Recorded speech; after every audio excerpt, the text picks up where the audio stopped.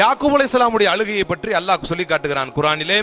அவர் எவ்வளவு கவலைப்பட்டார்னா, எவ்வளவு கவலைப்பட்டார் என்றால், அவர் அழுது அழுது அழுது அழுது அவருடைய கண் பார்வையே போய்விட்டது. அவ்வளவு அழுதார், கண் பார்வையே போயிருச்சு, கண்ணே தேஞ்சு போச்சு, கண்ணே பார்வை தெரியாத அளவுக்கு சோகம் கவலை அவரை பீடித்துக் கொண்டது.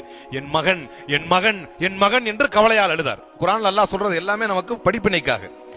யாக்கூப் அலைஹிஸ்ஸலாமுடைய கவலையை அவ்வளவு விவரித்து காட்டினான் அல்லாஹ்.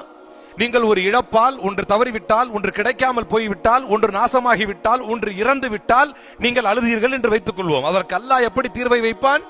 அல்லாஹ்வின் மீது நீங்கள் பொருத்தப்பட்டு, அல்லாஹ்வுடைய விதியின் மீது நீங்கள் பொருத்தப்பட்டு கவலையை மாற்ற முடியாது. ஆனால் அந்த கவலை இருந்தாலும் அல்லாஹ்வுடைய விதியை பொருந்திக் கொண்ட ஒரு நபி அவர் ஒரு நபி. அல்லாஹ்வுடைய விதியை பொருந்திக் கொண்டார். ஒரு நாள் இல்லை ஒரு நாள் அல்லாஹ் ஏதாவது ஒரு நன்மை ஏற்படுத்துவான். ஆனால் கவலையை கட்டுப்படுத்த முடியல. அந்த கவலையால் அவர் அழுது அழுது அழுது அழுது அழுது கண் பார்வையே போய்விட்டது. அந்த கவலையின் விளைவாக யாக்கூப் அலைஹிஸ்ஸலாம் அவர்களுக்கு, எந்த கனவை உங்களுடைய சகோதரரிடத்தில் நீங்கள் சொல்லாதீர்கள், அவர்கள் கேட்டுவிட்டு அந்த கனவின் பலனாக உனக்கு சதியை செய்யக்கூடும் என்று சொன்னார்களோ, அதே சதியை அந்த சகோதரர்கள் செய்தார்கள். தூக்கி அவரை கிணற்றில் எறிந்தார்கள். கிணற்றில் எரியப்பட்டவர் அடிமையாக்கப்பட்டார். அடிமையாக்கப்பட்டவர் சிறையில் கைதியாக்கப்பட்டார். கைதியாக்கப்பட்டவர் அரசருக்கு தனிச் செயலாளர், தனிப்பிரிவு செயலாளர் ஆக்கப்பட்டார். தனிப்பிரிவு செயலாளர் ஆக்கப்பட்டவர் மந்திரி ஆக்கப்பட்டார். மந்திரி ஆக்கப்பட்டவர் ஹஸாயினுல் அர்த், அந்த நாட்டினுடைய கஜானாவின் அதிபதியாக மாற்றப்பட்டார்.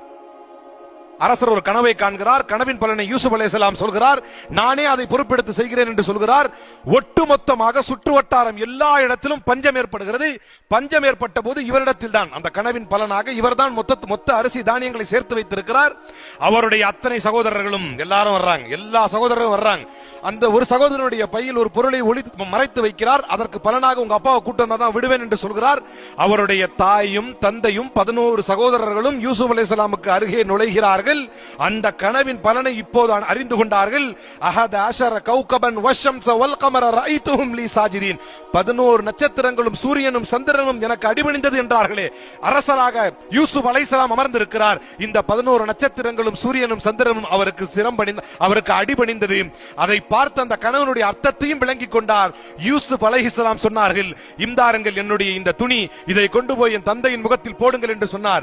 அந்த துணியை கொண்டு போய் தந்தையின் முகத்தில் போட்டவுடன் அல்லாஹ் மீண்டும் அவருக்கான பார்வையை கொடுத்தான்.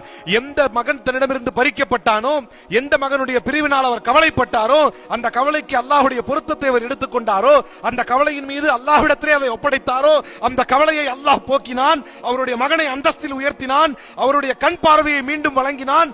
அவருடைய கண் குளிர்ச்சியாக அல்லாஹ் தன்னுடைய மகனை மாற்றினான். கவலைப்பட்டு அல்லாஹ்விடத்தில் உங்கள் கவலைகளை நீங்கள் ஒப்படைத்தால் உங்களுக்கான தீர்வை எத்தனை பல பத்தாண்டுகள் கழித்தும் அல்லாஹ் கொடுப்பான்.